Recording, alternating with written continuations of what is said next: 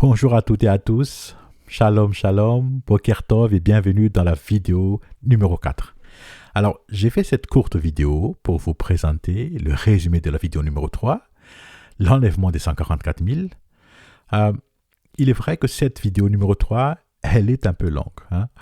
Elle fait 4 parties pour une durée de presque 5 heures. Donc, je pense qu'elle mérite d'avoir un trailer, une synthèse pour vous présenter de manière succincte tout son contenu, d'accord ? En plus, dans cette vidéo aussi, je vais vous montrer quelque chose de plus. Écoutez-moi bien, écoutez-moi bien. D'abord, on va voir quand est-ce que j'ai reçu la compréhension de tout ce que je vous ai montré dans la vidéo numéro 3. Ça, je ne l'ai pas dit dans la vidéo numéro 3. D'accord ? Ensuite, on va voir Daniel 7, verset 21. En fait, dans la vidéo numéro 3, j'ai aussi oublié de vous parler de Daniel 7, verset 21. Du coup, je vais l'exposer dans ce résumé. D'accord ?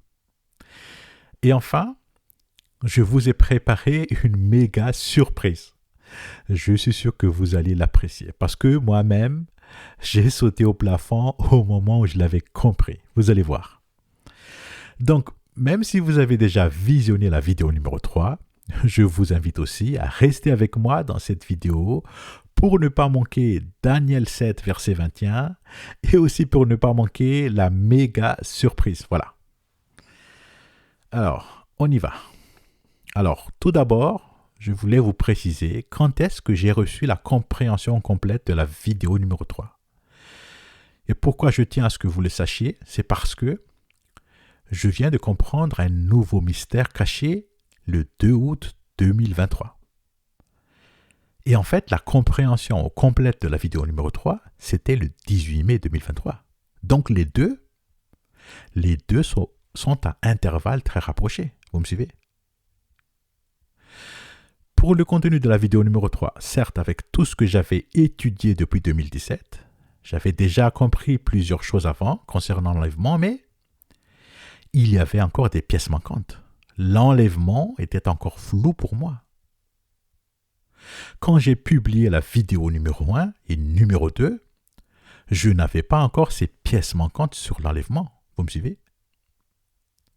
C'était quelques jours plus tard, le 18 mai 2023, par miracle, et oui, par miracle, que j'ai enfin compris ces pièces manquantes.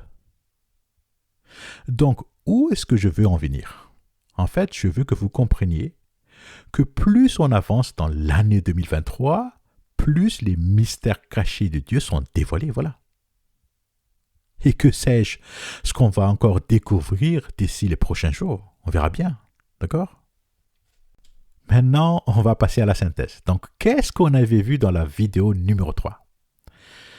On avait vu que le grand signe dans le ciel, dans le chapitre 12 du livre de la Révélation, l'Apocalypse, ce grand signe était connecté au deuxième rêve de Joseph dans la Torah. Je m'explique. Regardez bien. Dans le deuxième rêve de Joseph, le soleil, la lune, les 11 étoiles de ses frères plus l'étoile de Joseph, ça fait au total 12. Ces trois symboles, on les retrouve tous les trois dans le récit de Révélation chapitre 12. D'accord ? Ensuite, on avait vu que ce grand signe du chapitre 12, il a été accompli par le Créateur dans la réalité le 23 septembre 2017. On avait vu dans ce site web chrétien cet article écrit par l'archevêque d'Aix-en-Provence qui parle de cette apparition dans le ciel. Vous me suivez ? Et donc, pour étudier en profondeur cette apparition, on avait utilisé l'application Stellarium Web pour chercher à quel moment Virgo était tombé enceinte de Jupiter. Quelle était la date de début de grossesse de Virgo ? D'accord ?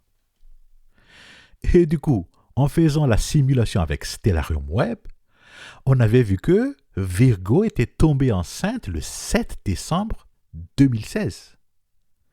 Donc, avec un calcul simple, la naissance septembre 2017, moins le début de grossesse décembre 2016, la différence fait 9 mois.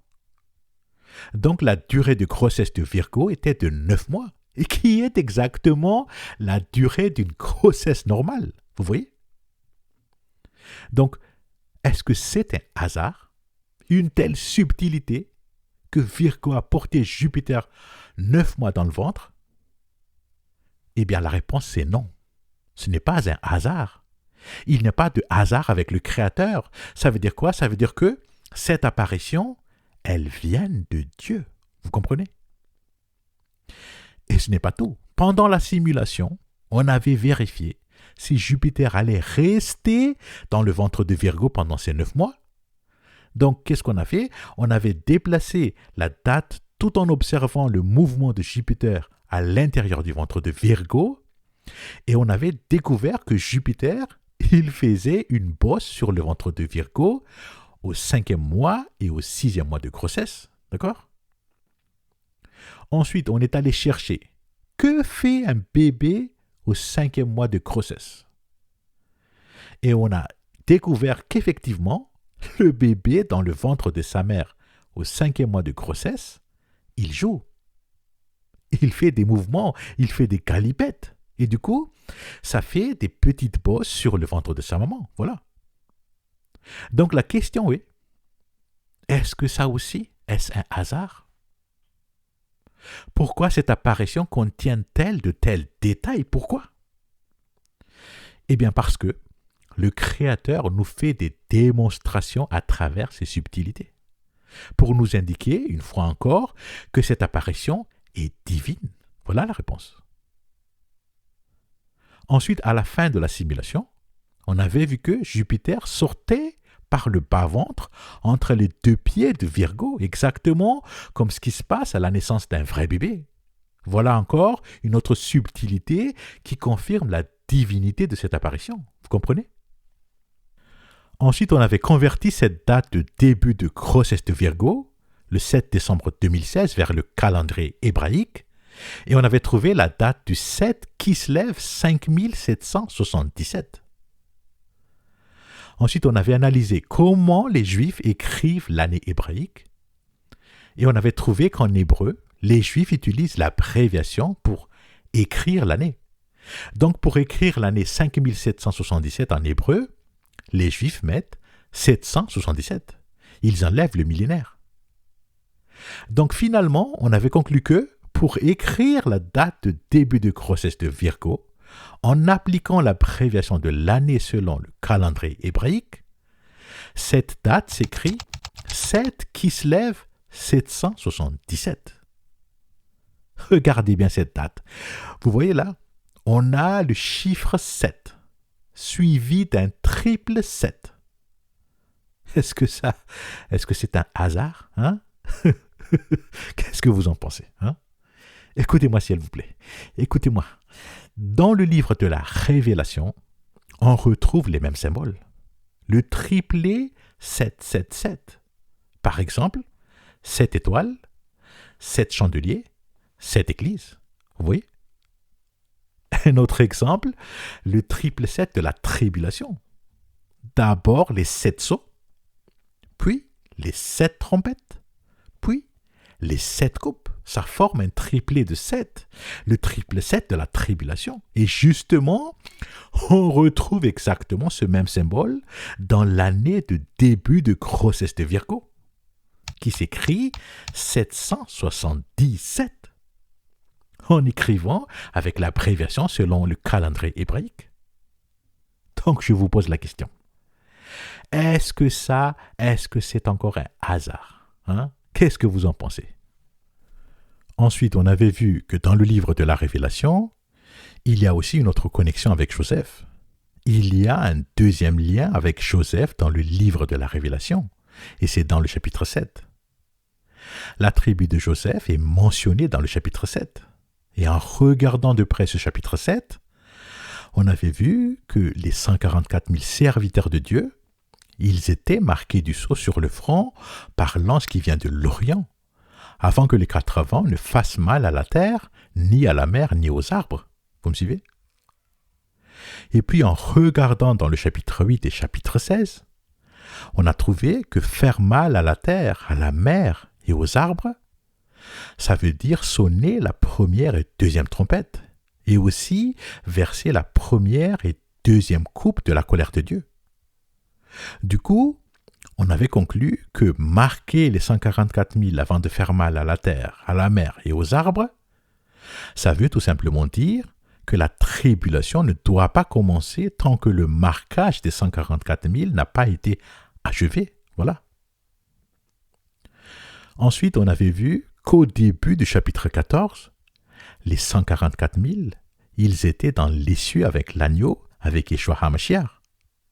Alors que le chapitre 15 dit que ces 144 000, ce sont ceux qui avaient vaincu le chat, son image et le nombre de son nom. Ils sont devant le Créateur, ils font la chorale. À la fois, ils jouent des harpes, à la fois, ils chantent le cantique de l'agneau.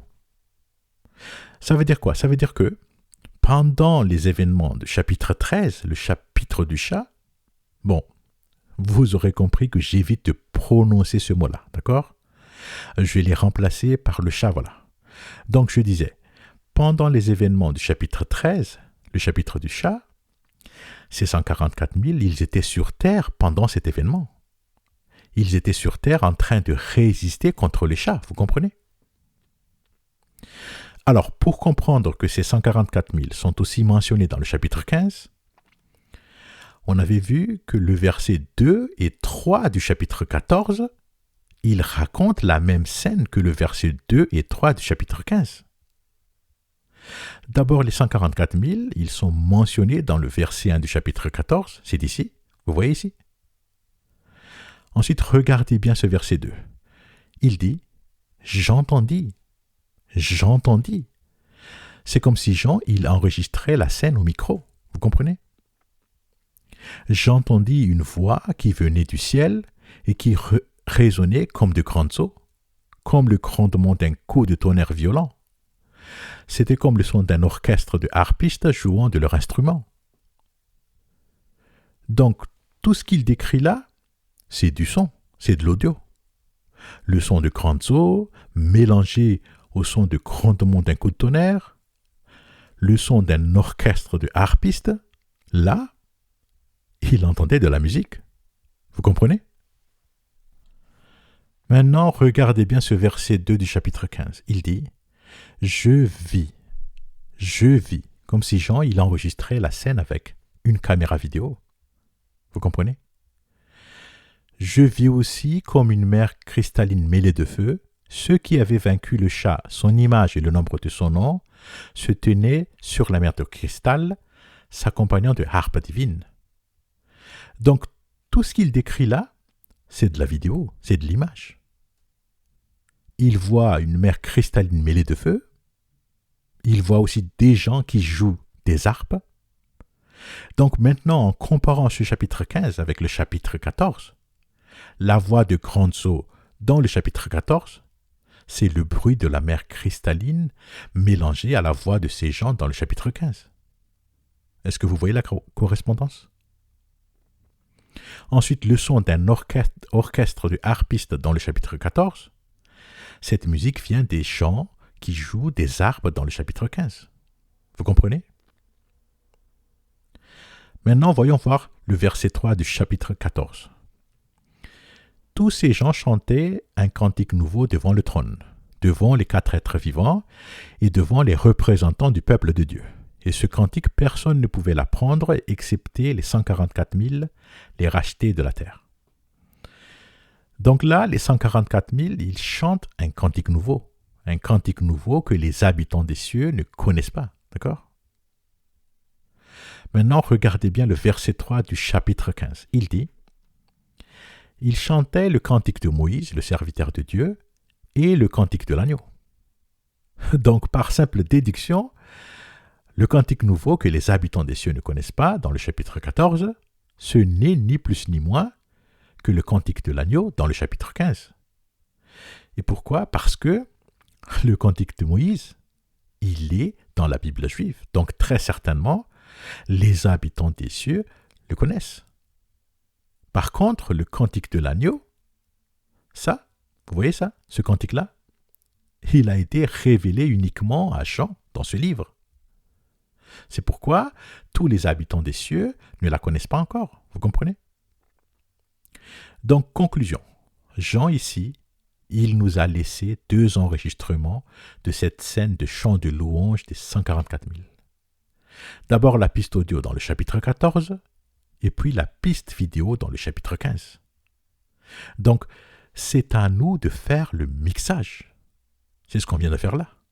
Mixer l'enregistrement du chapitre 4, l'enregistrement audio du chapitre 14 avec l'enregistrement vidéo du chapitre 15. Voilà. Tout est parfait. Qu'est-ce que vous en pensez? Donc, à partir de ce verset 2 du chapitre 15, on déduit que les 144 000, ils étaient sur terre pendant l'événement du chapitre 13, le chapitre du chat. Les 144 000, ils étaient sur terre en train de résister contre le chat, vous comprenez? Regardez bien ce chapitre 13, il dit « Il lui fut même permis de faire la guerre aux membres du peuple saint et de les vaincre. » Et c'est qui le peuple saint? Le peuple saint, ce sont les Juifs, c'est Israël. C'est-à-dire que le chat a vaincu Israël. Est-ce que vous voyez la subtilité derrière ce verset? Écoutez-moi bien s'il vous plaît. Je vais vous dire quelque chose de vraiment très important, d'accord? J'avais déjà prévu d'en parler dans la vidéo numéro 3, mais malheureusement, ça m'a échappé. C'était peut-être à cause de la fatigue ou je ne sais quoi, mais cette fois-ci, dans ce résumé, je vais vous le dévoiler, d'accord? Donc voilà, ce verset que vous voyez là, la majorité des gens, je dis bien la majorité des gens, ils interprètent ce verset comme la persécution contre les Juifs pendant la tribulation, la guerre de l'armée du chat contre Israël pendant la tribulation. Vous avez entendu? Je répète. La majorité des gens, ils interprètent ce verset en disant que c'est la persécution contre les Juifs pendant la tribulation, que c'est la guerre entre l'armée du chat contre Israël pendant la tribulation. Et pourquoi? Parce que ces gens, ils pensent que c'est le même sens que Daniel 7, verset 21. Vous voyez cette annotation? Elle renvoie vers Daniel 7, verset 21.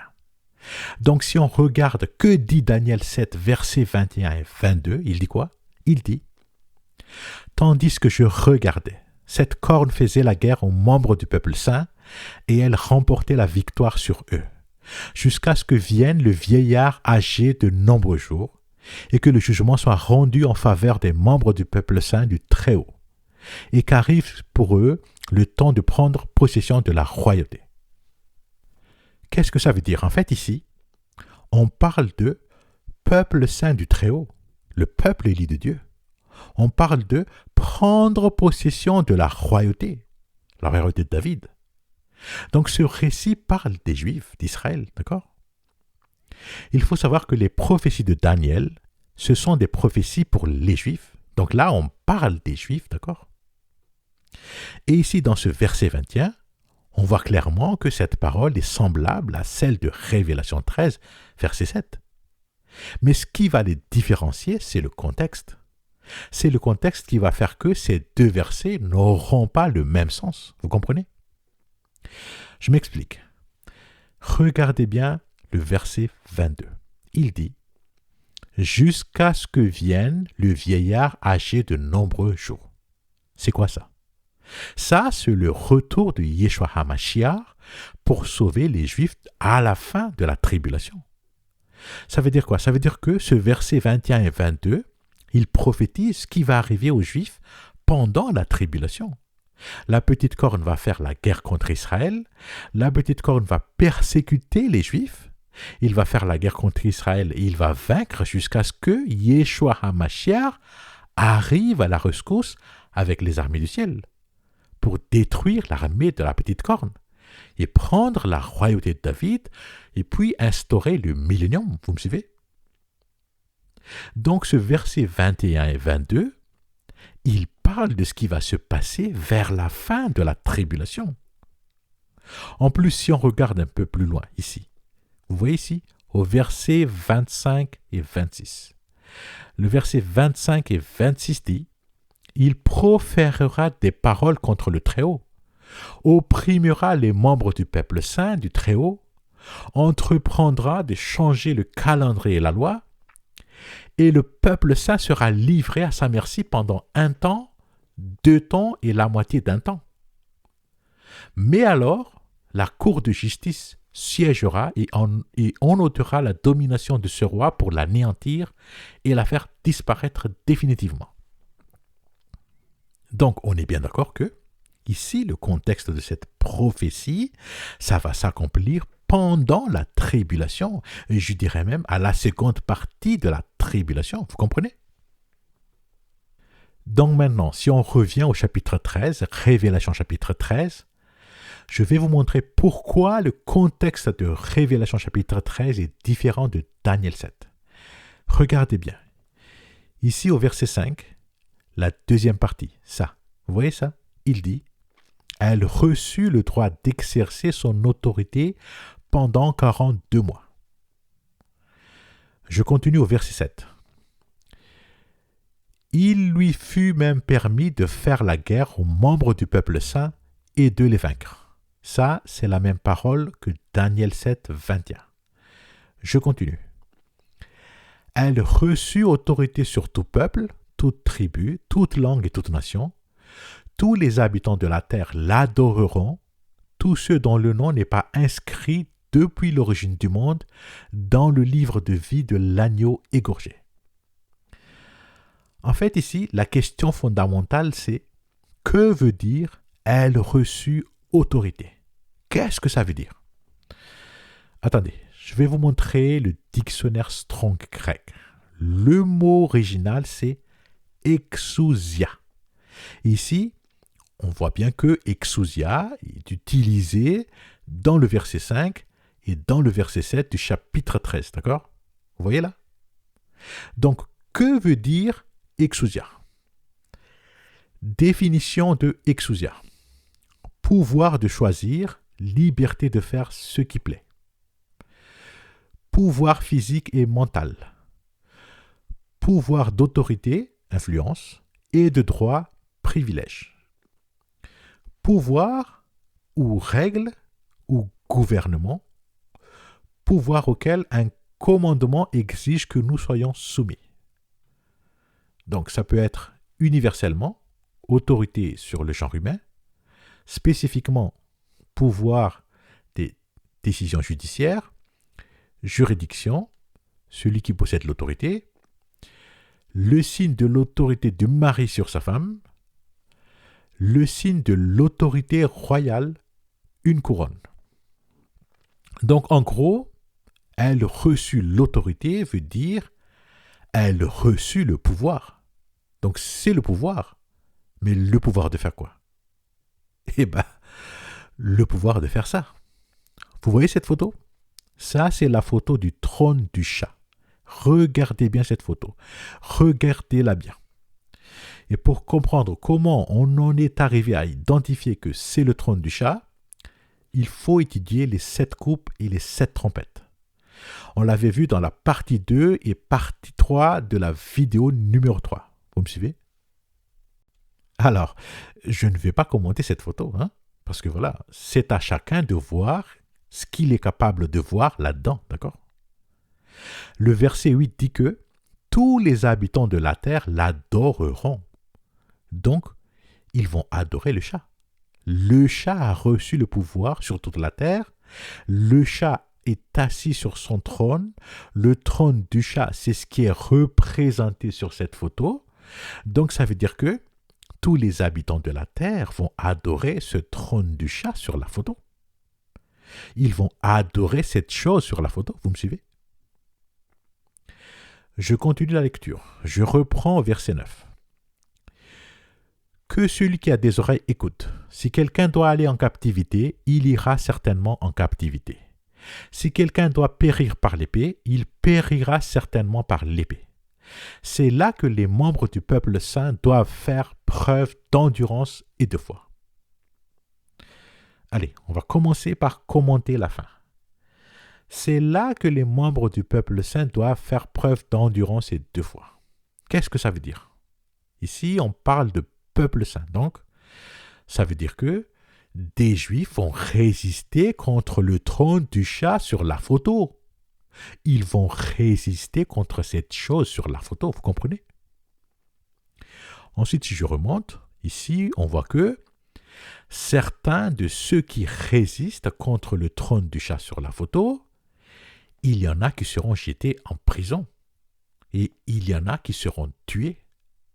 C'est pour ça qu'il y a cet encouragement à la fin de ce verset 10. C'est là que les membres du peuple saint doivent faire preuve d'endurance et de foi.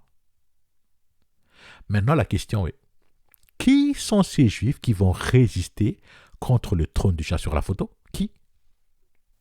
Eh bien, la réponse est dans le chapitre suivant. Là, le chapitre 14, dès le verset 1, il dit « Alors je vis l'agneau qui se tenait debout sur le mont Sion, et avec lui les 144 000 qui portent son nom et le nom de son père inscrit sur leur front. » Donc là, les 144 000, ils sont dans les cieux avec Yeshua HaMashiach. Ils ont été enlevés de la terre entre le chapitre 13 et le début du chapitre 14, d'accord? Et puis c'est le chapitre 15 qui nous dit qu'ils étaient présents sur terre pendant le chapitre 13.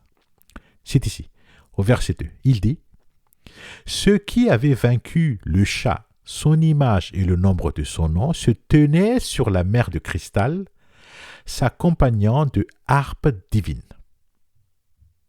Et puis si vous regardez bien la chronologie du chapitre 15, dans le verset 1, 2, 3 et 4, il raconte la cérémonie d'ouverture de la tribulation. Le verset 1, c'est le balai des 7 anges portant 7 fléaux, d'accord? Puis du verset 2 au verset 4, c'est la chorale des 144 000. À la fois, ils jouent des harpes et chantent le cantique de l'agneau. Vous me suivez? Et puis la chronologie suivante, c'est la remise des 7 coupes aux 7 anges qui portent les 7 fléaux.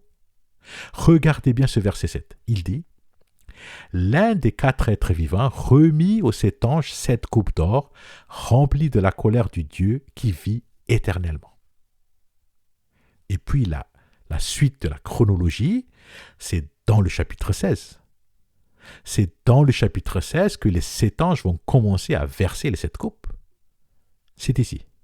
Il dit quoi? Il dit « J'entendis une voix forte venant du temple dire aux 7 anges, « Allez et versez sur la terre les 7 coupes de la colère divine. » Donc la chronologie des événements, c'est que c'est dans ce chapitre 16 que commence la tribulation.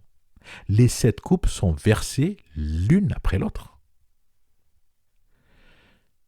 Et donc maintenant, pour revenir à la guerre de l'armée du chat contre Israël, je veux dire la guerre mentionnée dans Daniel 7, verset 21, ça, vous voyez ça, cette guerre-là, elle est aussi décrite dans la 6e coupe de Révélation, chapitre 16. Il faut savoir que le chiffre 6, c'est le chiffre d'homme, d'accord? Donc, c'est à la 6e coupe, la 6e, que l'homme va perpétrer sa méga désobéissance totale contre le Créateur, en faisant venir toutes les nations de la terre en terre sainte pour faire la guerre contre Israël, pour exterminer les Juifs sur sa propre terre. Vous comprenez? Vous voyez ce verset 12? Ça, c'est le début de la 6e coupe, d'accord? Et au verset 13 et 14, il dit que la trinité du mal, le dragon, le chat et le faux prophète, ils vont envoyer 3 esprits impurs qui ressemblent à des grenouilles pour exciter toutes les nations de la terre à venir faire la guerre contre Israël. Vous me suivez? Et pourquoi ces 3 esprits ressemblent-ils à des grenouilles? C'est parce que les grenouilles, quand ils chantent, ça fait beaucoup de bruit. Le bruit des médias. Donc très certainement, ce sera à travers les médias que ça va se passer. Ils vont utiliser la puissance et l'influence des médias pour manipuler les nations, pour exciter les nations d'aller exterminer le peuple saint. Vous comprenez? Et vous savez pourquoi ça va marcher? Eh bien parce que on est déjà à la 6e coupe. Ça veut dire que les gens des nations, ils ont déjà enduré tous les fléaux des 5 coupes et 5 trompettes. Ils ont déjà subi l'épreuve de la première, de la deuxième, de la troisième, de la quatrième, de la 5e coupe et 5e trompette. Donc après ces épreuves, qu'est-ce que les gens des nations, qu'est-ce qu'ils ont dans la tête? C'est écrit là, regardez bien là. Ça, c'est la 5e coupe. Il dit Le cinquième ange versa sa coupe sur le trône du chat, alors de profondes ténèbres couvrirent tout son royaume. Et les hommes se mordaient la langue de douleur sous le coup de leurs souffrances et de leurs ulcères. Ils insultèrent le Dieu du ciel et ils ne renoncèrent pas à leurs mauvaises actions. Donc maintenant, vu l'état d'esprit de ces gens-là à la cinquième coupe, des gens qui insultèrent le Dieu du ciel, vous vous imaginez? Et en plus, on vient les influencer à travers les médias pour les exciter à se venger de leurs souffrances. Que tout ce qui leur arrive, c'est la faute de Dieu. Donc ces gens-là, ils vont chercher à se venger. Mais contre qui? Se venger contre le peuple de Dieu en Israël, tout simplement. Attaquer et exterminer le peuple de Dieu en Israël. C'est logique, n'est-ce pas?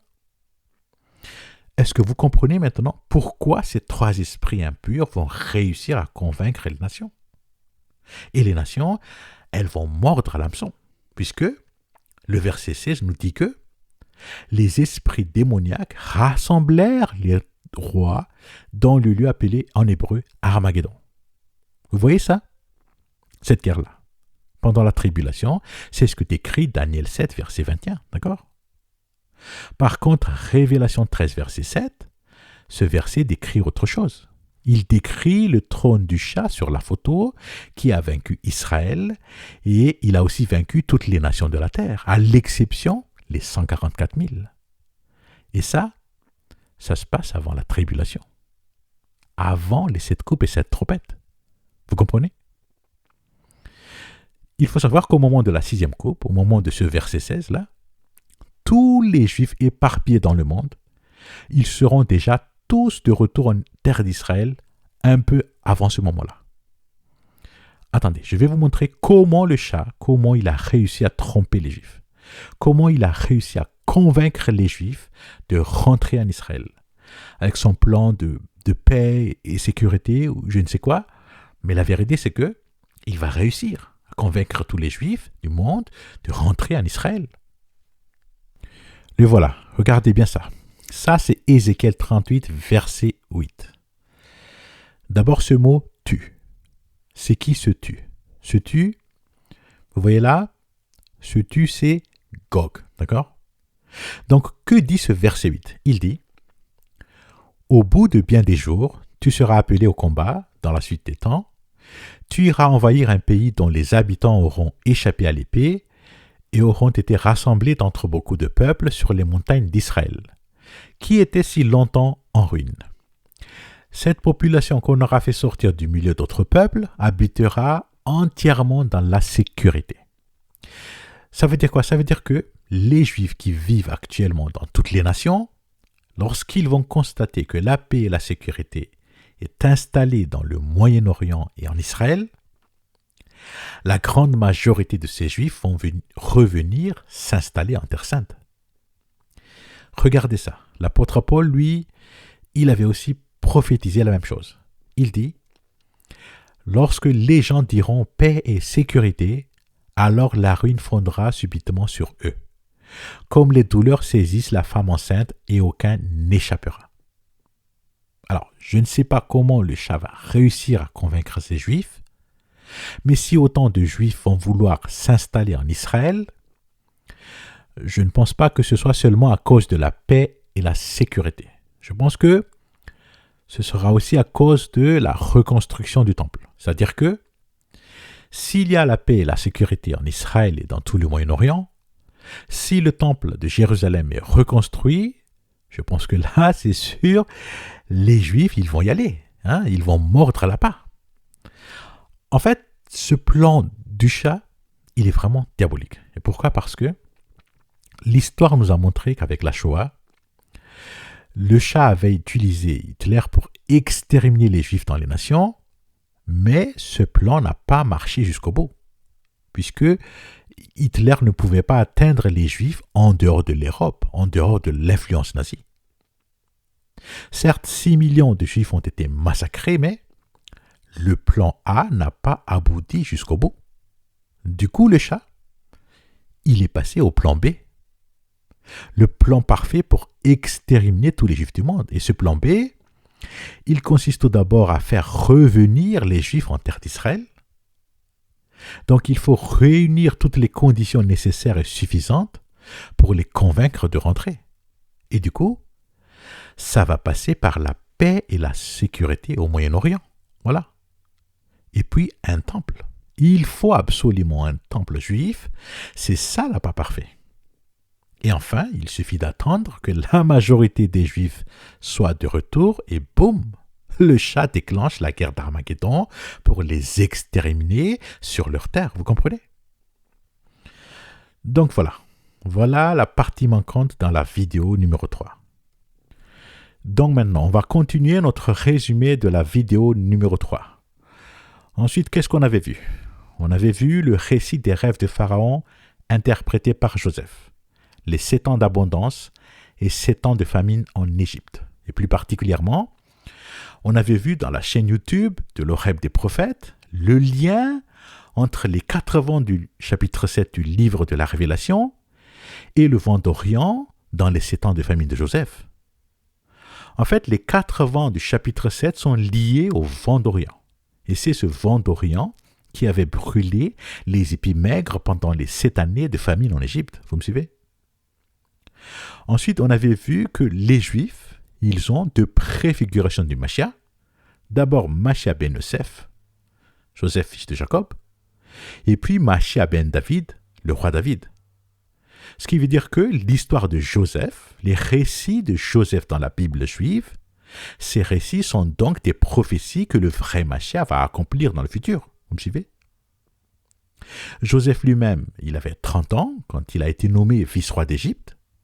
Et pareil, Jésus-Christ aussi, il avait 30 ans quand il avait commencé son ministère en Israël. Est-ce que vous voyez le parallèle? Et enfin, on avait mis tout ça dans un schéma. D'abord, la grossesse de Virgo, liée au chapitre 12. Certes, c'était le symbole de la grossesse de Marie il y a 2000 ans, mais comme son nom l'indique, c'est un grand signe dans le ciel, un grand signe visible partout dans le monde. Donc ça veut dire que cette grossesse de Virgo, c'était aussi le symbole du début de la nouvelle naissance, de milliers de personnes à travers le monde. Et il est où le lien avec les 7 ans d'abondance et 7 ans de famille de Joseph? En fait, les 7 ans d'abondance de Joseph commencent à la date de début de grossesse de Virgo. Les 7 ans d'abondance de Joseph commencent le 7 Kislev 777. Le 7 décembre 2016, d'accord? Ça veut dire quoi? Ça veut dire que les 7 ans d'abondance de Joseph, ce sera pendant ces 7 ans que des milliers de personnes à travers le monde vont naître de nouveau. Ce sera la grande nouvelle naissance pendant 7 ans. Ce sera la nouvelle naissance de masse pendant 7 ans de 2016 à 2023. Ce sera le grand réveil avant la tribulation. Je dis bien avant la tribulation parce que il y aura aussi un autre grand réveil après la tribulation. Vous me suivez? Donc, est-ce que tu comprends maintenant pourquoi il y a autant de nés de nouveau entre 2016 et 2023? Est-ce que tu comprends maintenant pourquoi tu étais né de nouveau entre 2016 et 2023? Eh bien parce que tu fais partie de cette grande abondance. Moi aussi, j'étais né de nouveau en 2016, donc je fais aussi partie de cette grande abondance. Tu comprends? Ensuite, à la fin de 7 ans d'abondance, on avait vu que Mashiach ben Yosef a fait prélever 1/5 de la récolte des 7 ans pour les mettre au grenier. Et ça, c'est la prophétie que le vrai Mashiach, Jésus-Christ, lui aussi, il va prélever 1/5 de la récolte entre 2016 et 2023. Et ce 1/5, ce seront des non-juifs. L'Égypte, c'est la préfiguration des nations actuelles. Donc le 1/5 prélevé sur la récolte en Égypte par Mashiach ben Yosef, ce sera donc des non-juifs nés de nouveau qui seront prélevés par Yeshua HaMashiach. Et ces non-juifs, ils vont faire partie de la tribu de Joseph dans la liste des 12 tribus qui composent les 144 000. Vous voyez tout ça? C'est expliqué de manière détaillée dans la vidéo numéro 3 si vous voulez le voir, d'accord? Ensuite, on avait vu que Éphraïm et Manassé, les deux fils de Jacob, ils ont été adoptés par Jacob. C'est-à-dire que Éphraïm et Manassé, Jacob les a mis au même titre que Ruben et Simeon. C'est pour ça que pendant le partage du pays de Canaan, la tribu de Manassé et la tribu d'Éphraïm, elles ont aussi reçu leur héritage comme les fils de Jacob. Vous me suivez? Maintenant, regardez bien le jackpot du Créateur pour nous les non-juifs. Regardez bien. Quand le Créateur a montré à Jean la vision de la liste des 12 tribus qui composent les 144 000, il a tout d'abord éjecté la tribu de Dan au profit de la tribu de Manassé. Et puis, il a aussi remplacé la tribu d'Éphraïm par la tribu de Joseph. Et pourquoi? Parce que, comme Joseph avait reçu le droit d'aînesse de Jacob, donc d'après la loi qui dit que celui qui a le droit d'aînesse reçoit une double part de l'héritage de son père, ça veut dire que Joseph a une double part de l'héritage parmi les 144 000. Et cette double part, normalement, elle devrait être partagée entre Éphraïm et Manassé. D'accord? Maintenant, écoutez bien ce qui va suivre. Écoutez bien. Étant donné que Manassé a été adopté par Jacob, d'accord? Ça veut dire que Manassé peut recevoir sa part d'héritage directement de Jacob, sans passer par l'héritage de Joseph. D'accord? Du coup, pour libérer la part de Manassé dans l'héritage de Joseph, la tribu de Dan a été dégagée, remplacée par Manassé. Comme ça, Manassé reçoit sa part directement de Jacob en tant que fils adoptif de Jacob. Ce qui fait que maintenant, la deuxième part dans la tribu de Joseph est libre. Vous comprenez? Donc le Créateur a donné cette deuxième part au 1/5 de la récolte de 2016-2023 et à l'Assemblée de Philadelphie. Voilà le jackpot. C'est merveilleux, n'est-ce pas? Merci Yeshua HaMashiach. Merci de nous avoir donné la part de Manassé. Amen. En fait, pour comprendre le mystère des 144 000 dans le chapitre 7, il faut tout d'abord connaître la loi sur l'héritage dans la Torah. Cette loi dit que celui qui a le droit d'aînesse reçoit une double part de l'héritage de son père. Et c'est Joseph qui a reçu ce double part parce qu'il a eu le droit d'aînesse venant de Jacob. D'accord? Donc le Créateur a remplacé la tribu de Dan par la tribu de Manassé, justement pour que la part de Manassé dans l'héritage de Machab et Noseph soit donnée aux non-juifs, c'est-à-dire donnée au 1/5 de la récolte de 2016-2023 et à l'Assemblée de Philadelphie. Vous me suivez? Et pourquoi l'Assemblée de Philadelphie? Pourquoi elle fait aussi partie des 144 000?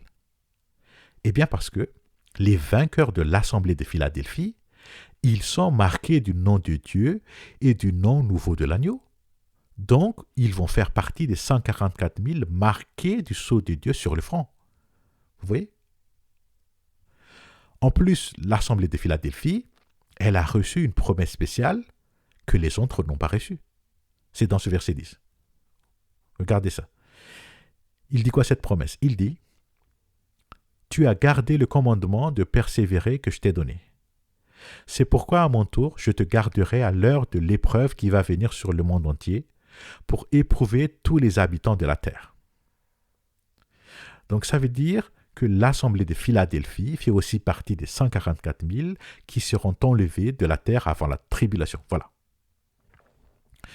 Ensuite, on avait vu que la fin des 7 ans d'abondance, c'est l'année hébraïque 5777 plus 7 égale à 5784.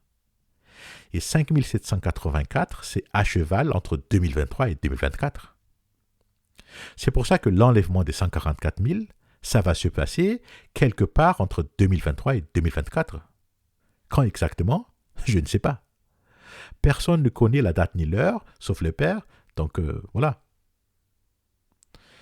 Ensuite, pour les 7 ans de tribulation, prophétisés par les 7 ans de famine de l'Égypte, 2023 plus 7 est égal à 2030, donc la fin de la tribulation sera quelque part vers 2030.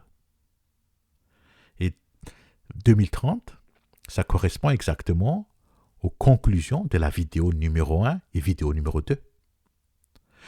On avait conclu dans la vidéo numéro 1 en partant de la prophétie des 12 explorateurs de Canaan que Jésus-Christ va revenir sauver les Juifs en 2030. D'accord? Et puis pour la vidéo numéro 2, on s'est basé sur la prophétie des 390 ans et 40 ans d'Ézéchiel. Et on a conclu que la conséquence de l'iniquité des 10 tribus, la maison d'Israël, elle va prendre fin en 2030. Et pareil, la conséquence de l'iniquité des 2 tribus, la maison de Juda, cette conséquence va aussi prendre fin en 2030. Ce qui veut dire que la maison de Juda et la maison d'Israël, ils vont rencontrer son Mashiach, Jésus-Christ, Yeshua HaMashiach, en 2030. Vous comprenez? Donc voilà tout ce que j'ai voulu vous dire sur la synthèse de la vidéo numéro 3. Bon, il n'y a pas tout le contenu dans ce que j'ai dit, mais je pense que j'ai abordé les points les plus importants, d'accord? Et ce qu'il faut surtout retenir ici, c'est que les 144 000 ne seront pas seulement des Juifs nés de nouveau qui croient en Yeshua HaMashiach, non. Il y aura aussi des non-Juifs nés de nouveau dedans, d'accord? Et ces non-Juifs, ils vont faire partie de la tribu de Joseph. Vous comprenez? Donc, retenez bien ceci. Si vous avez vaincu le chat, son image et le nombre de son nom, vous faites partie des 144 000. Si vous avez vaincu le trône du chat sur la photo, vous faites partie des 144 000, d'accord? Et puis, concernant le nombre 144 000, est-ce que ce nombre 144 000 est littéral? Est-ce que ces gens seront exactement au nombre de 144 000? Eh bien, je crois fortement que la réponse est non. On ne sera pas exactement au nombre exact de 144 000. En fait, il faut comprendre que 144 000 veut dire un petit nombre. Donc, on ne sera pas beaucoup, voilà. Et pourquoi on ne sera pas beaucoup? Eh bien, parce que c'est ce qui est écrit là. Ils ont été rachetés d'entre les hommes pour être offerts comme des premiers fruits à Dieu et à l'agneau. Donc les 144 000, ils seront offerts comme des premiers fruits au temple de Dieu dans les cieux. Des premiers fruits. Et qu'est-ce que ça veut dire être offert comme des premiers fruits? Eh bien, la réponse c'est dans la Torah. Regardez bien ça. Tu apporteras au sanctuaire de l'Éternel ton Dieu les tout premiers produits de tes récoltes. Donc ici, on parle uniquement des tout premiers produits en début de moisson. C'est-à-dire les premiers produits récoltés quand on commence la période de moisson. C'est pour ça que les 144 000, ils seront un petit nombre, ils ne seront pas beaucoup. Vous me suivez? Alors attention, il ne faut pas les confondre avec tous les produits récoltés pendant l'entièreté de la période de moisson. Ça, c'est à la fin de la récolte. Lorsque tous les produits ont été récoltés à la fin de la récolte. À ce moment-là, ce sera vraiment un grand nombre, un très grand nombre. Ce sera des millions et des millions. Et pourquoi? Parce que, ici, dans le chapitre 7, il dit « une foule immense ». Des gens de toute nation, de toute tribu, de tout peuple, de toute langue. Et ça, ce sera à la fin de la récolte du monde. Vous comprenez? Il ne faut pas confondre la foule immense à la fin de la récolte avec les tout premiers produits récoltés tout au début de la moisson. Attention, les deux sont différents, d'accord? Donc, retenez bien ceci. Les 144 000, ce sont les premiers produits de la récolte, ce sont les prémices, donc ils seront vraiment un petit nombre. Voilà. Maintenant, si vous voulez plus de détails sur tout ce qu'on vient de voir, je vous encourage vraiment à visionner les 4 parties. C'est vrai que la vidéo est un peu longue, mais la raison c'est que je voulais mettre tout ce qui est nécessaire pour que vous ayez une vision complète de cette révélation. Voilà. Et un conseil, si vous voulez le visionner, réservez un créneau de 5 heures le jour du Shabbat ou le dimanche, par exemple. Diffusez la vidéo sur votre télé, mettez-vous à l'aise, une tasse de thé, un peu d'amuse-bouche, la Bible à la main et prenez du plaisir en regardant les 4 parties. Voilà. Donc, je vous remercie d'avoir patienté jusqu'à la fin de cette vidéo. Et comme vous avez persévéré, je vais vous montrer la méga surprise d'aujourd'hui. C'est quoi la méga surprise? En fait, le mercredi 2 août 2023, le Seigneur vient de me faire comprendre dans le cœur un secret. Le secret pourquoi aujourd'hui, d'un côté, on voit plusieurs serviteurs de Dieu qui enseignent l'enlèvement pré-tribulation. Et puis de l'autre côté, il y en a aussi autant qui enseignent l'enlèvement post-tribulation. Donc la question est, qui dit faux? Qui dit vrai? L'enlèvement pré-tribulation, est-ce une fausse doctrine ou est-ce la vérité? L'enlèvement post-tribulation, est-ce vraiment ça la vérité? Eh bien, le 2 août 2023, j'ai enfin compris que les deux, je dis bien les deux sont vrais. Et pour comprendre le pourquoi du comment les deux sont vrais, il faut revenir à la Torah. Il faut chercher la vérité dans la Torah. Toute la base du projet de Dieu est dans la Torah. Et je le dis, et je le redis encore, surtout à tous les chrétiens qui n'aiment pas lire la Torah, je peux vous dire que vous êtes en train de rater des choses merveilleuses, vous comprenez? Regardez bien, si j'ai pu faire tous mes vidéos, c'est à partir des prophéties dans la Torah. La vidéo numéro 1, c'est quoi? Les 12 espions de Canaan, ça vient de la Torah. La vidéo numéro 2, la conséquence, c'est cette fois l'iniquité, ça vient aussi de la Torah. La vidéo numéro 3, les rêves de Pharaon, la double part de celui qui a le droit d'aînesse, ça aussi, c'est encore la Torah. Donc si aujourd'hui, vous trouvez du plaisir à regarder mes vidéos, eh bien c'est la Torah. Si aujourd'hui votre cœur est dans la joie en découvrant ces choses merveilleuses dans mes vidéos, c'est parce que c'est la puissance de la Torah de Yeshua HaMashiach qui est en train de modeler votre cœur, vous comprenez? Si vous ressentez que mes vidéos vous ont aidé à fortifier votre foi, eh bien c'est la Torah. Si vous ressentez que ces vidéos vous apportent l'assurance à votre foi en Jésus-Christ, eh bien c'est encore la Torah. Vous savez, la Torah, à l'origine, elle a été donnée aux Juifs, d'accord? Mais dès lors que Jésus-Christ a accompli le sacrifice de l'agneau de Dieu, au même moment, le don de la Torah a été étendu aux nations. Voilà. Au moment du sacrifice de Jésus-Christ, le don de la Torah a été élargi aux nations. Vous comprenez? C'est pour ça que la Bible contient à la fois l'Ancien Testament, à la fois le Nouveau Testament. Et non pas juste le Nouveau Testament et c'est tout. Non, non, non, non, non. Ce n'est pas par coïncidence que la Bible contient l'Ancien Testament et le Nouveau Testament. Parce que Yeshua HaMashiach, il veut que nous lisions la Torah dans l'Ancien Testament. Du livre de la Genèse jusqu'au livre de Deutéronome. Vous comprenez? Donc pour revenir à la méga surprise, à la fois l'enlèvement pré-tribulation, à la fois l'enlèvement post-tribulation, les deux sont prophétisés dans la Torah. Et plus encore, il n'y a pas que 2 enlèvements, non. Au total, il y a 3 enlèvements. Je dis bien 3 enlèvements. Et le tout premier, c'était l'enlèvement de Jésus-Christ. Vous me suivez? Donc ces 3 enlèvements, ils sont tous les 3 prophétisés dans la Torah. Je suis encore là. Je sens bien que vous êtes bouillonnés d'impatience là. Il y en a qui sont surexcités là. Allez Yaakov, dis-le nous. Allez, je vais vous le montrer. C'est là. La loi sur les 3 grandes fêtes. 3 fois par an, tu célébreras une fête en mon honneur. Donc ces 3 fêtes sont des fêtes de pèlerinage obligatoires au temple de Jérusalem.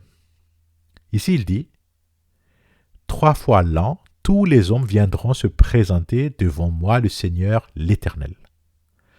C'est-à-dire qu'à chacune de ces 3 fêtes, tous les hommes doivent obligatoirement se rendre au temple de Jérusalem pour se présenter devant le Créateur, d'accord?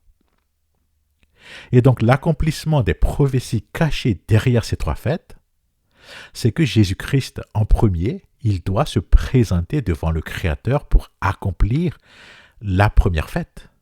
Et puis plus tard, nous aussi, à un moment fixé, nous allons nous présenter devant le Créateur pour accomplir des autres fêtes. Vous me suivez?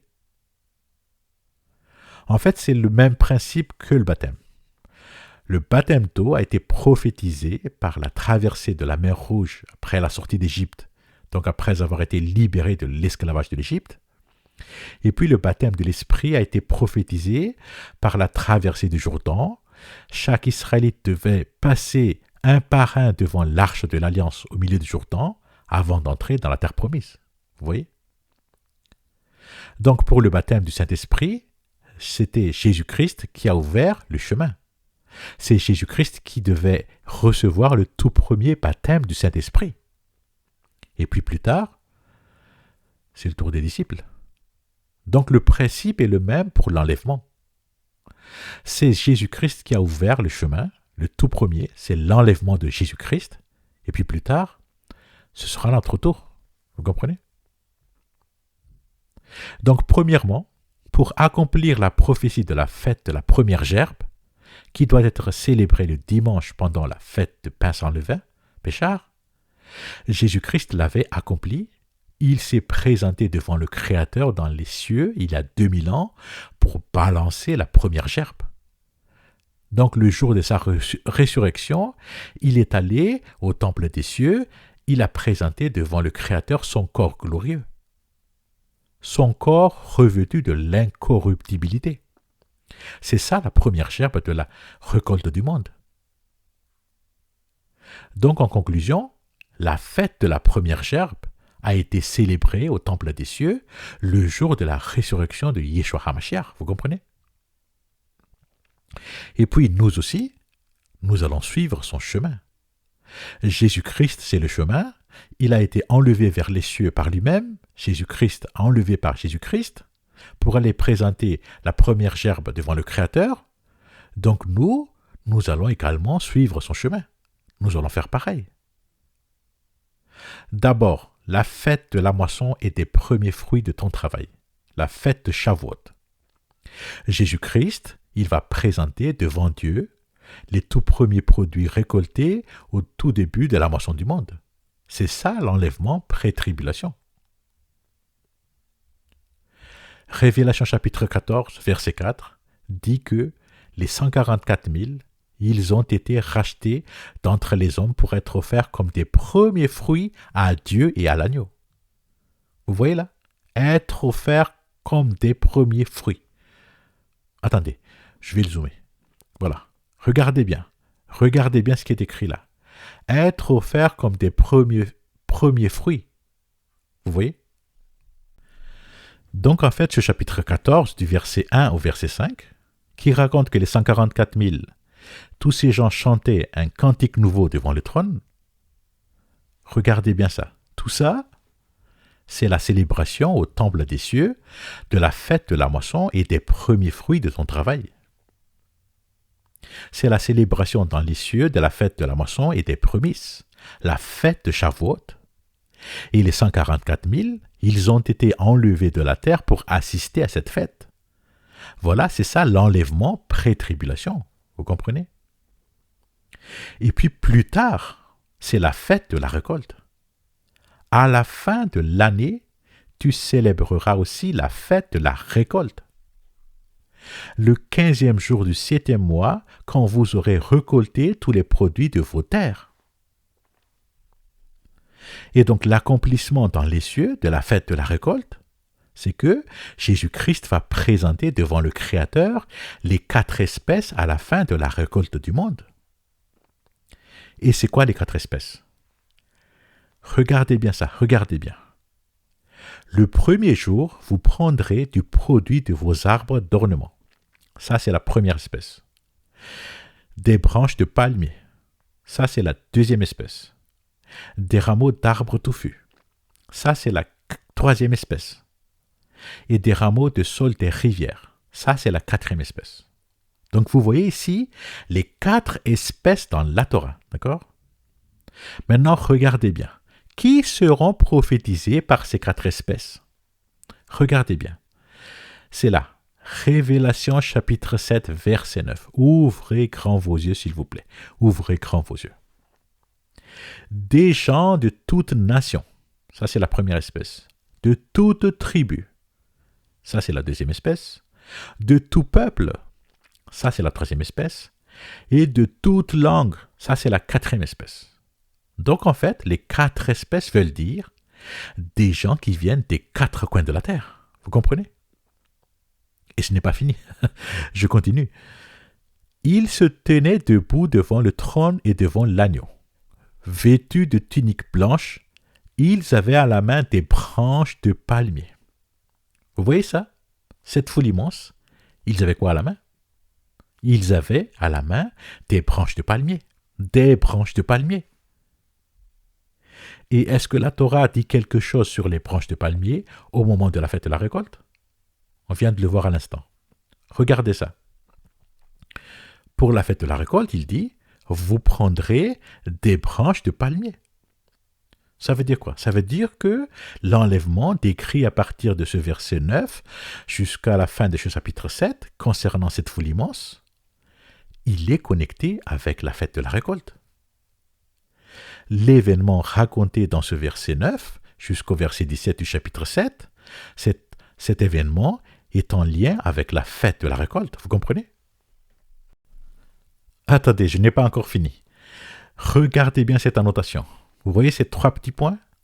Si je clique dessus, qu'est-ce qu'il dit? Il dit, chapitre 7, verset 9, « Lors de la fête des cabanes, les Israélites entraient en cortège dans le temple en chantant les psaumes 118 et en agitant des branches de palmier en signe de joie et de victoire. » Oh là là là là. Ça sent le jackpot là, hein? Ça sent le jackpot là. Et c'est quoi la fête des cabanes? Voyons voir cette annotation sur la fête de la récolte. Qu'est-ce qu'il dit? Il dit, chapitre 23, verset 39. Cette fête des récoltes est identique à la fête des cabanes. Même date. Ça veut dire quoi? Ça veut dire que ces branches de palmier dans la main de ces gens, ça confirme que la fête de la récolte, la fête des cabanes, la fête de Sukkot, est en lien avec cet événement décrit par le verset 9 à 17 du chapitre 7. Vous comprenez? Ensuite, voyons voir un peu plus loin. Voilà. Ici, au verset 13. Regardez bien cette question. Ces gens vêtus d'une tunique blanche, qui sont-ils et d'où sont-ils venus? Regardez bien la réponse. Au verset 14, regardez bien. Ce sont ceux qui viennent de la grande détresse. Ils ont lavé et blanchi leur tunique dans le sang de l'agneau. Donc ça veut dire que cette foule immense, ces gens viennent de la tribulation. Ces gens viennent des 7 trompettes et 7 coupes. Vous comprenez? Donc en conclusion, en fait ce verset 9 au verset 17 du chapitre 7, qui raconte qu'une foule immense que nul ne pouvait dénombrer, c'était des gens de toute nation, de toute tribu, de tout peuple, de toute langue. Ils se tenaient debout devant le trône et devant l'agneau, vêtus de tuniques blanches, et ils avaient à la main des branches de palmier. En fait, ça, c'est la célébration au temple du Créateur dans les cieux de la fête de la récolte du monde. Vous comprenez? C'est la célébration dans les cieux de la fête de la récolte. La fête de Kaban, la fête de Sukkot, à la fin de la moisson du monde. Et cette foule immense, ces gens ont été enlevés de la terre pour assister à cette fête. Voilà, c'est ça l'enlèvement post-tribulation. Vous comprenez? Donc voilà, nous allons décortiquer tout ça en détail dans la prochaine vidéo. Je vous ai fait une présentation rapide pour vous donner un aperçu de cette nouvelle révélation, pour vous donner un avant-goût de la prochaine vidéo.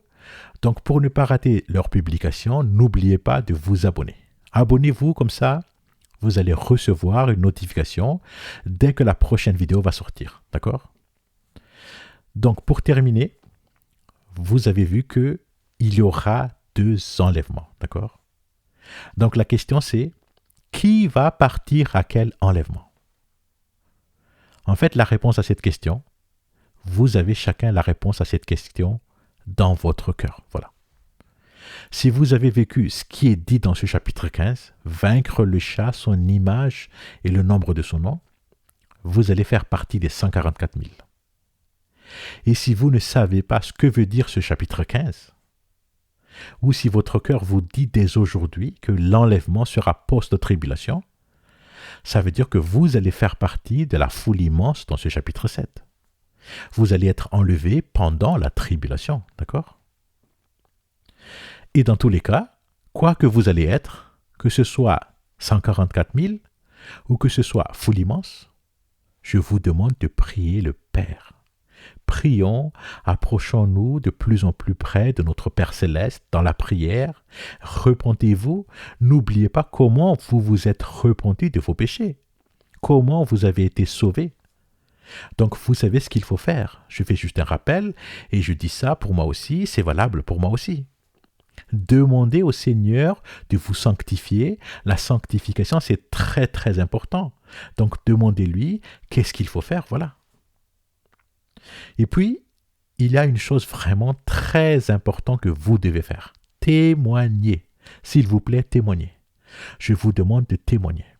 Vous avez reçu la grâce, vous avez reçu la lumière en vous, donc témoignez autour de vous, dans votre famille, ou auprès de vos amis, dans votre église, si vous avez une église. Moi, je n'ai pas d'église, je ne veux plus de système de religion, donc je fais mes témoignages ici sur YouTube. En fait, c'était par l'intermédiaire de YouTube que j'étais devenu né de nouveau.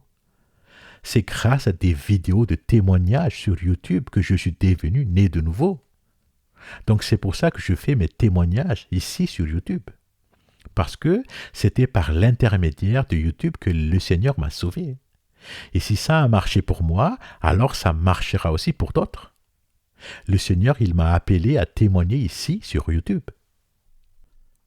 Et si vous pouvez le faire, faites comme moi. Faites des vidéos, racontez-nous comment vous étiez devenu né de nouveau. Votre témoignage prouvera que la nouvelle naissance existe vraiment. Et ça va aider les gens à se repentir, à crier vers le Créateur, ce qui va déclencher leur miracle, vous voyez? Racontez-nous votre expérience avec la lecture de la Bible. Quel livre vous préférez le plus? Quel est votre coup de cœur et pourquoi? Par exemple, mon coup de cœur, c'est l'Évangile de Jean et le livre de Ruth. Et pour la lecture de la Bible, je recommande de commencer par l'Évangile de Jean, puis Luc, puis Marc, puis Matthieu, et enfin Actes des Apôtres. Attention, ne jamais commencer par la Torah. Non, non, non, non, jamais, jamais commencer par la Torah. D'abord les Évangiles, faites la rencontre avec Jésus-Christ à travers les Évangiles, et puis plus tard, vous pouvez lire la Torah. J'ai expliqué tout ça dans la vidéo numéro 1. Je peux vous dire que si vous partagez votre expérience avec la Bible, ça va vraiment aider ceux qui veulent commencer leur lecture. Déjà pour choisir par quel livre commencer, c'est une casse-tête, hein? Pour ceux qui l'ont vécu, n'est-ce pas? Donc votre témoignage, il sera vraiment la bienvenue, vous comprenez? Vous savez, pour faire une vidéo, vous n'avez pas besoin de faire des présentations, non. Une vidéo simple, avec une voix claire, bien audible, et sans votre visage, c'est déjà largement suffisant. Après, si vous voulez montrer votre visage, c'est à vous de voir. Moi, personnellement, ce qui m'intéresse, ce n'est pas votre visage, mais c'est d'écouter à travers vos paroles l'éclat de lumière du Saint-Esprit qui jaillit de votre cœur. Vous comprenez? Les gens, ce qu'ils veulent, c'est l'authenticité de votre témoignage. Les gens, ce qu'ils veulent, c'est la vérité qui sort de votre cœur. Les gens, ce qu'ils veulent, c'est de comprendre votre expérience avec le Seigneur. Vous comprenez? Par exemple, pour faire simple, avec votre téléphone, vous pouvez pointer votre caméra sur vos fleurs et parler. Avec ça, Les gens vont pouvoir à la fois apprécier vos belles fleurs et à la fois prendre plaisir en écoutant votre témoignage. Vous voyez? En fait, vos vidéos vont rester disponibles sur YouTube après l'enlèvement pré-tribulation. Donc, au moment du grand réveil pendant la tribulation, très certainement des millions et des millions de gens vont se ruer dessus pour les visionner. Ce sera pendant la tribulation que ces gens, ils vont se rendre compte qu'ils ont été trompés par leur religion, que ce soit des ex-chrétiens, des ex-musulmans, des ex-athées et tous les autres. Donc, ils vont vouloir chercher la vérité à ce moment-là. Ils vont chercher la vérité authentique. Du coup, à ce moment-là, vos témoignages sur YouTube vont jouer un rôle clé. C'est pour ça que nous devrions produire le maximum de témoignages dès maintenant. Vous me suivez? J'avais expliqué au début de la vidéo numéro 3 que les carrefours des chemins, dans le parabole des invités au festin des noces, c'est Internet et les réseaux sociaux. C'est YouTube, c'est Facebook, c'est Instagram et ainsi de suite. Donc nous devrions à tout prix inonder tous les réseaux sociaux avec nos témoignages. Le témoignage de la vérité du Créateur, c'est ça notre mission, vous comprenez? Il faut savoir que nous sommes les chandeliers du Seigneur, mentionnés dans le livre de la Révélation. Nous sommes la lumière du Seigneur dans ce monde. Nous devrions éclairer les gens pendant la tribulation, pour les aider à avoir des repères dans les ténèbres de la nuit. Donc, ce seront vos témoignages qui vont les éclairer. Que vous avez été enlevé ou pas, vos vidéos vont rester dans les réseaux sociaux. Donc, ce seront vos témoignages qui vont dévoiler à ces gens la vérité avec un grand V. Vous comprenez? Savez-vous pourquoi le Seigneur a fait le parabole des 10 vierges dans Matthieu 25, du verset 1 au verset 13? C'est parce que vous devez avoir assez d'huile. Donc faites le plein d'huile, faites des réserves, témoignez tant que vous le pouvez. Faites-les dès maintenant. Voilà. Et puis, juste après cette parabole des vierges, vous avez le parabole des talents du verset 14 au verset 30. Savez-vous pourquoi le Seigneur a fait le parabole des talents? Qu'est-ce que vous avez fait de vos talents? Ce n'est pas pour rien que ces deux paraboles se suivent l'un après l'autre. Donc je vous demande de les lire et de les méditer. Vous comprenez? Béni sois-tu, Éternel notre Dieu, Roi de l'univers, pour l'abondance et la surabondance de ta grâce. Je prie pour tous ceux qui vont naître de nouveau, ces personnes qui vivent la vie mondaine aujourd'hui, mais par ta grâce, tu les as choisis pour le miracle du changement de cœur. Je prie aussi pour ceux qui sont en train de naître de nouveau en ce moment même, pour que leur changement de cœur soit complète et parfaite, que ce soit à l'image de l'excellence et la perfection de l'œuvre de tes mains, Père Céleste. Au nom puissant de Yeshua HaMashiach. Amen.